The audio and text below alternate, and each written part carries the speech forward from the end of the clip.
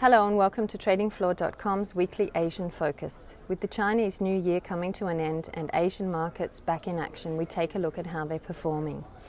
In light of the People's Bank of China's interest rate hike earlier this week. So with us is Andrew Robinson from Saxo Capital Markets. Andrew, can you tell us if the rate hike earlier this week is going to be enough to curb the high inflation rate and put a peg on economic growth in China? I think generally the move by the People's Bank of China was not unexpected. We have seen the inflation figures of late. In the back end of last year and beginning of this year, we have seen a lot of quantitative tightening from the PBOC with changes in the reserve ratio requirements, and also talk about constricting lending quotas. Now we're getting down to the real nitty-gritty of actual rate hikes. It wasn't a surprise. Maybe the timing was, the fact that it was over Chinese New Year. But generally we've noticed that the People's Bank of China prefer to move rates when Chinese markets have closed, giving people time to assess exactly what's going on, and so the knee-jerk reaction does tend to be not as aggressive as if it comes out of the blue.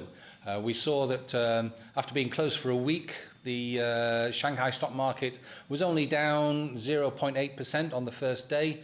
I think that's more of a reflection also that global stock markets in that week had been on a rallying phase, and so the reaction was quite muted. Indeed, today we've had a 0.6% rally. So generally the reaction has been quite muted. It has been expected. One rate hike is not going to be enough, certainly. Expectations out here range from another 3 rate hikes of 25 basis points throughout the year to another 200 basis points worth of rate hikes over the year. So there's quite a broad spectrum there, but I think definitely we do see rate hikes in the pipeline in the near future. How far ahead do you think we'll have to go before these extra rate hikes come? I think they're doing more a step-by-step process, waiting to assess what the impact is, not just on the local economy, but on global markets. They certainly don't want to rock the boat too much when it comes to risk appetite and what have you. So I think it's a slow but steady process. We have the next set of inflation data coming up in the next couple of weeks, so maybe that might be the next item to spur them to do the next rate hike. And we've also seen some strong employment data out of Australia. How are markets reacting to that? Can you give us some perspective? Yeah, the Australian data was a bit strange. On the headline, it looked very strong, 24,000 jobs added. But when you look at the independent items, all those jobs added were in the part-time sector. The full-time sector actually lost 8,000 jobs. So the headline looked good. The details didn't look so good. We had a stronger participation rate, which was reflected in an unchanged unemployment rate, 5%. It stayed where it was. But generally, the Aussie was under pressure. After we had a knee-jerk jump higher when the headline came out, but then once the finer details were available, the Aussie was on a downward path, and I think has stayed on that trajectory throughout most of the Asian session.